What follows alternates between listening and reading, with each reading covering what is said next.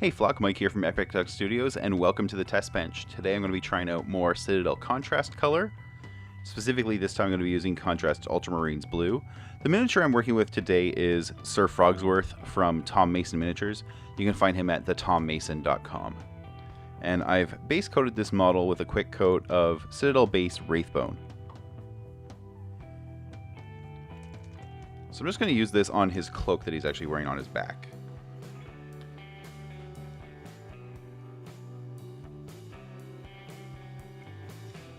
Now what I've found is the Citadel contrast paints seem to basically fall into two distinct categories, which is dark tints and light tints. And the light tints leave a lot of the sort of underlying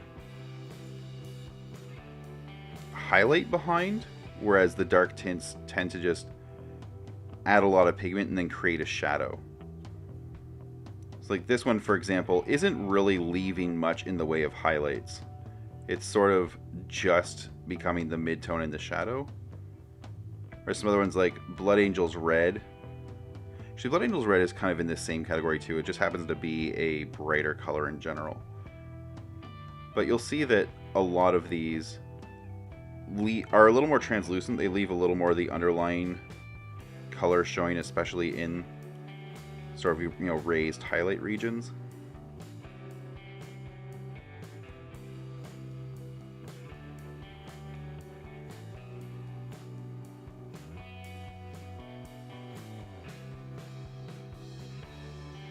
This is where this can get a little tricky because you don't want the contrast paint to run off a detail onto surrounding areas because it gets really hard to correct, because you can't really, you can layer, contrast paints over other contrast paints, but you're not going to get the right color.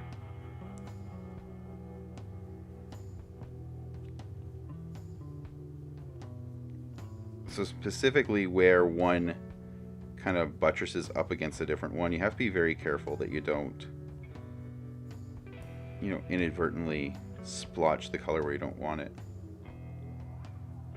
And here I'm going to add a second coat just to this right half. I want to see if it behaves a lot differently.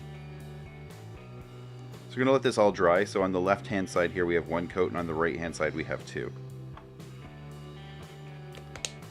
And we'll come back in a moment. Okay, so now that it's fully dry, I want to take a look again at the Ultramarines Blue, which we used on Sir Frogsworth's cloak here. And if you remember, on the left hand side here I did a single coat, and I did two coats on the right. And what I'm learning with the Citadel contrast colors is once you do two coats, you basically lose the contrast effect. It just goes away. You can see here, this is almost a uniform color. It's a uniform dark blue.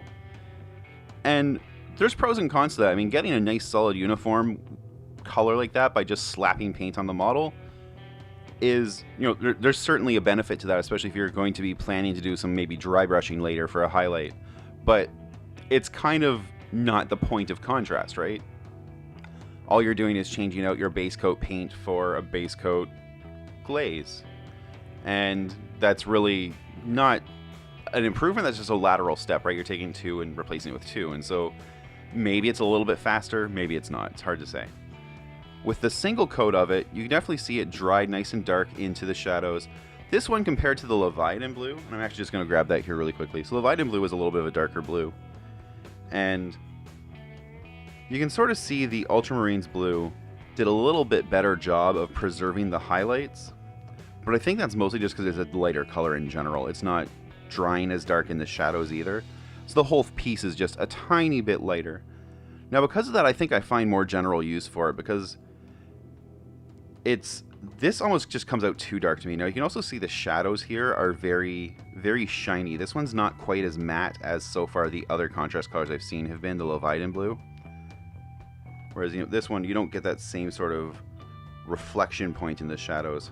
So I definitely think Ultramarines Blue is definitely one of the better blues I've seen so far, but it's still going to be pretty situational. Now, the Ultramarines Blue actually has a pretty decent denim tint to it. And so I think if you're doing a lot more gaming in a modern era, if you're painting street gangs or maybe some zombie apocalypse survivors or even zombies themselves, I think you could find a lot more mileage out of this color, because you could throw that on, get some really quickly painted pants, and just kind of move on. So as far as Ultramarines Blue goes, I'm not sure if this is an immediate purchase for me. It's not one of those like must-have colors. Right now, Gilman Flesh and Blood Angels Red are definitely in that category. This one's not quite there. Unless I say you're painting a lot of denim, absolutely grab this one.